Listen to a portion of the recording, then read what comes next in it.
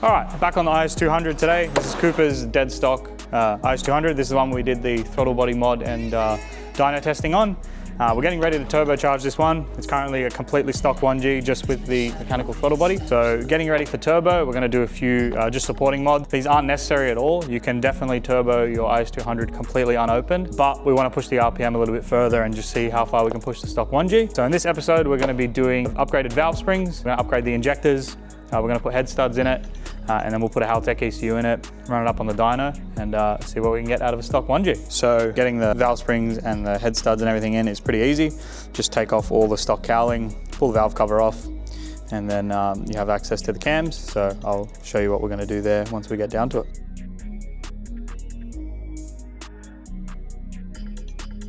All right, so everything's disassembled. We've basically just done what I said, took all the plastics off, took the radiator out, all the accessories off, just following the Toyota service manual, and then took the engine harness and just unplugged everything on this side, threw it over that side, valve cover off, and now we're going to take the cams out and we'll show you how to get the valve springs out. Take the cams out, it's pretty simple. We just take this front retainer plate off and then undo the cams in the factory torque sequence, which is like outside to inside, and then we'll put a leak down tester in the spark plug holes that'll hold the valve shut.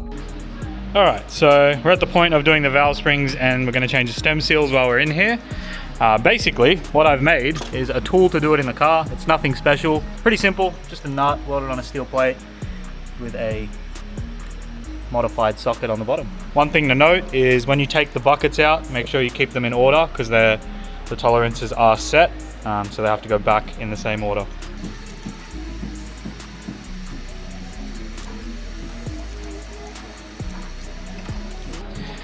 Alright, so we've got our upgraded valve spring here. That's it compared to the stock one. It's a little bit shorter, but it's a much stiffer spring physically.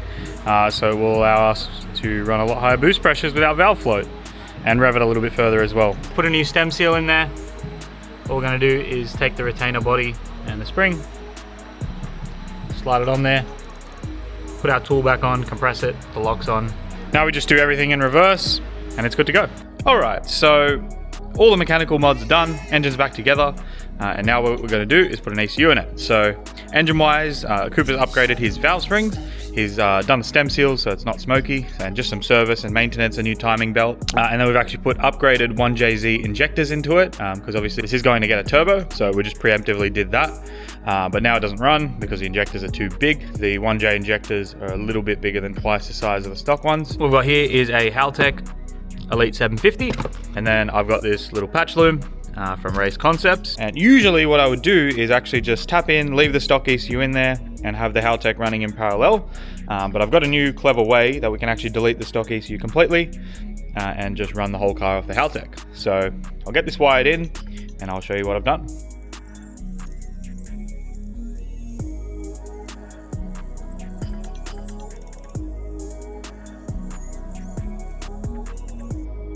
All right, just about done with the whole Haltech install. Now I've got the Haltech 750 and I've just figured out the pin out, tapped into all the wires that I need to steal. So now the Haltech is running the engine completely on its own. Traditionally, I would actually keep the stock ECU in here and leave a few signals like power and cam and crank and stuff going to the stock ECU. And the stock ECU would still run things like the aircon and the throttle body and things like that. However, what I'm working on here is I've got a little module, and what we're trying to do is get this module to emulate the stock Toyota Bean or MPX network, and that's going to let us delete the stock ECU completely and have everything controlled through the Haltech, and this just talks to the Haltech via CAN bus and they'll share data. So we're using this car as a bit of an R&D car.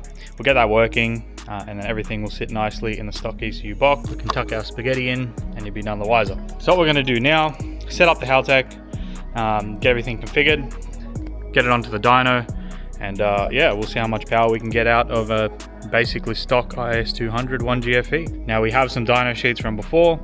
I don't think there's really going to be any power to gain, but like I said, this car is getting turboed. On the ECU side, I've run one of the Haltech wires to the factory wire for the O2 sensor, and so what we can do with that is we can use a factory O2 sensor plug that I've just chopped off, and we can do boost control with it. So no extra wiring or anything needed. That'll just sit there. When the car gets turboed, we'll hook it up. But that's for the next episode. In this one, we're just going to tune it NA and we'll see what it does. All right, back here on the dyno with the IS200. We've fitted upgraded valve springs and done a few other mods. We've also fitted a Haltech ECU. It's just an Elite 750, nothing special. This one's also got the mechanical throttle body conversion.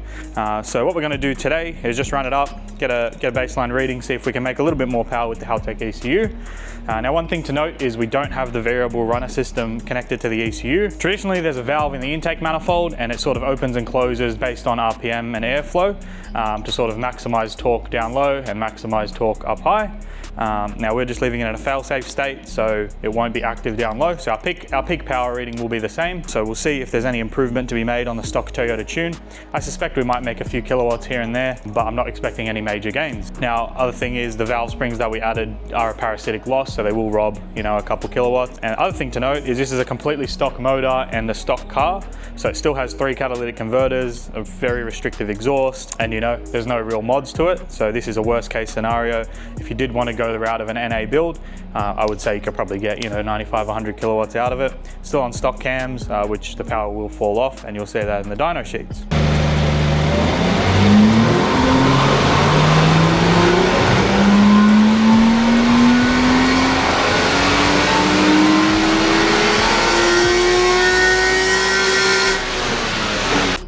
All right, so removing the airbox actually made a decent difference. So the pink line is that test we did just after we removed the airbox. And then obviously all the other lines are with the airbox on. The white line's the stock with no Haltech. So at the top, the power is basically the same within, you know, 1 or 2 horsepower within margin of error. But down here, before, you know, 5,000 RPM, 10% gain almost at this low of a power level. And even down here, there's almost like a 5 or 6 horsepower gain. So for a free mod, cold air intake is actually worth it, even though it's not really a cold air intake in this, but a less restrictive intake, definitely worth it.